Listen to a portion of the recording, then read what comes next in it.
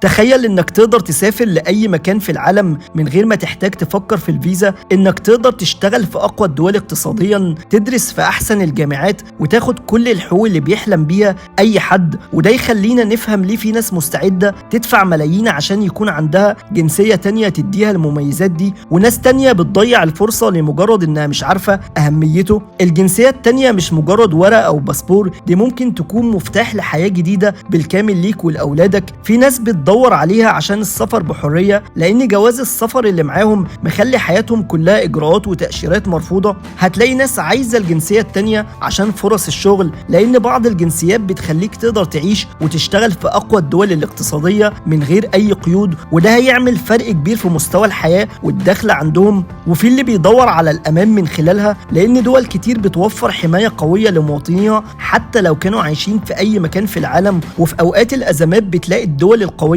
بتقف جنب مواطنيها، توفر ليهم الدعم اللي محتاجينه وتجلي رعاياها من الدول المنكوبة. وفي الناس اللي بتدور على الجنسية التانية عشان الاستثمار، لدرجة ان في ناس بتاخد جنسية تانية عشان تهرب من الضرائب العالية اللي في بلدها الأصلي، او عشان تفتح بيزنس في بيئة اقتصادية اسهل واكتر استقرارا. السؤال هنا، لو جاتلك فرصة انك تحصل على جنسية تانية تعمل كده ولا لأ؟ وايه جواز السفر اللي تتمنى يكون معاك؟